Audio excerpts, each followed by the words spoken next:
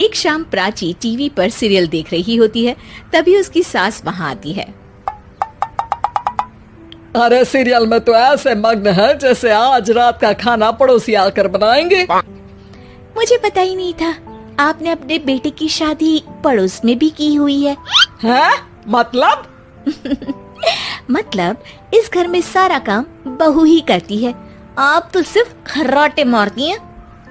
अच्छा जी, फिलहाल तो तुम आराम फरमा रही हो, चलो जाओ, ये मेरे टीवी देखने का समय है।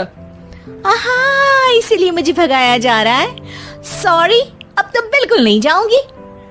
प्राची की इस बात पर दोनों सास बहू के बीच टीवी रिमोट के पीछे बच्चों जैसे छीना झपटी शुरू हो जाती है, जिसके बीच श्लोक भी काम से घर वापस आ जाता है।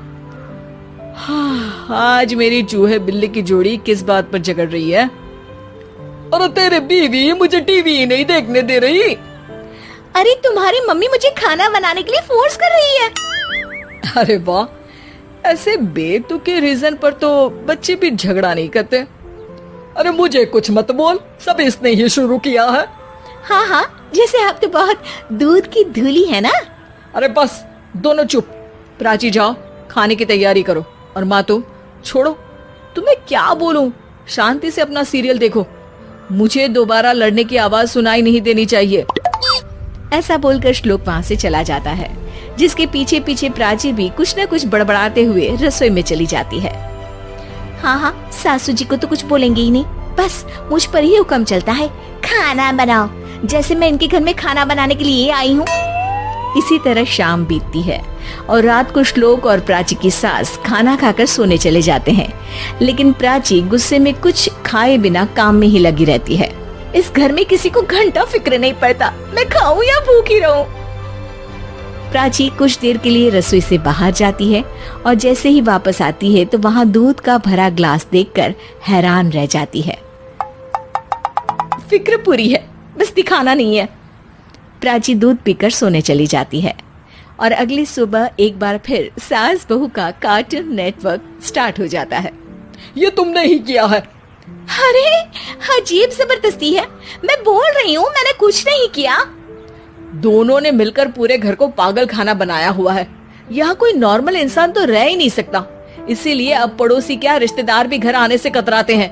और सुन बेटे, तू भी चंगा, तेरी माँ भी चंगी, तेरी बीवी भी चंगी, रिश्तेदार। हाँ जी, आपको नहीं पता क्या, गंगाधर ही शक्तिमान है, रिश्तेदार ही। हाँ हाँ, बस समझ गया। कभी जानवरों जैसे लड़ेंगी तो कभी जुगलबंदी करेंगी। भाई मैं आप दोनों के बीच में नहीं फंसना चाहता।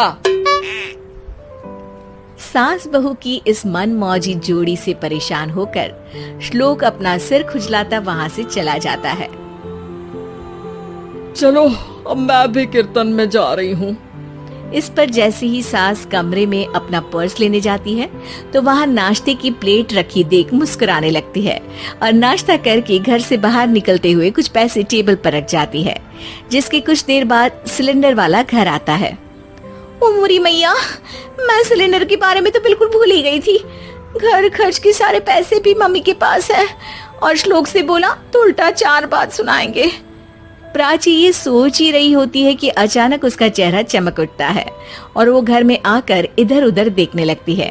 तभी उसकी नजर टेबल पर रखे पैसों पर पड़ती है, जिन्हें वो सिलेंडर वाले को दे देती है। ये सब श्लोक देख लेता है। अच्छा बेटे, इतना बड़ा घोटाला, सबके सामने मैं तेरी दुश्मन और पीठ पीछे तेरी मेरी यारी। इस पर श्लोक एक प्लान बनाता है और शाम को सब एक साथ बैठे होने पर बोलने लगता है। माँ, तुम दोनों की बहुत लड़ाई होती है, इसलिए मैं सोच रहा हूँ कि प्राची को उसके घर छोड़ाऊं, इससे वो भी खुश रहेगी और तुम भी। अचानक श्लोक की ये बात सुनकर सास बहू शौक से उसकी तरफ देखती है। अरे ऐसे कैसे घर छोड़ाओगे, मुझे कहीं नहीं जाना। अरे तुमने बोला नहीं पर मैंने सुन लिया, तुम्हें मम्मी के साथ रहना अच्छा नहीं लगता, मुझे पता है।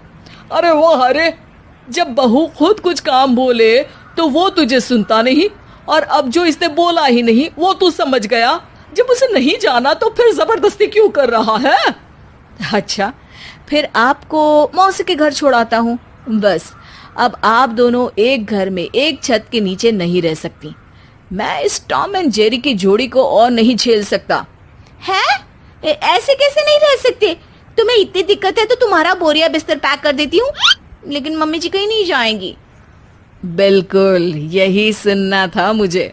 अगर दोनों में इतना ही प्यार है फिर हर वक्त ये लड़ाई का नाटक क्यों करती हो? देखा मैंने कैसे माँ किचन में दूध रखती है और तुम उनके लिए कमरे में नाश्ता रखती हो, और कैसे वो पहले ही तुम्हारी दिक्कत समझकर घर में पैसे रखकर बाहर जाती है। अरे भाई, इतना ड्रामा तो डेली सोप में भी नहीं होता जितना तुम दोनों ने इस घर में फैलाया हुआ है। तू हमें टॉम एंड जेरी बोलता है ना, तो याद कर वो दोनों भी एक दूसरे को बाहर वालों की बुरी नजर से बचाने के लिए हमेशा सबके सामने लड़ते थे, लेकिन अकेले में दिक्कत के समय मदद भी तो करते थे। बस हमारा रिश्ता भी कुछ ऐसा ही है। और वैसे भी अगर सास बहू में तू मैं नहीं होती तो दुनिया वालों को कहानियां कैसे मिलेंगी?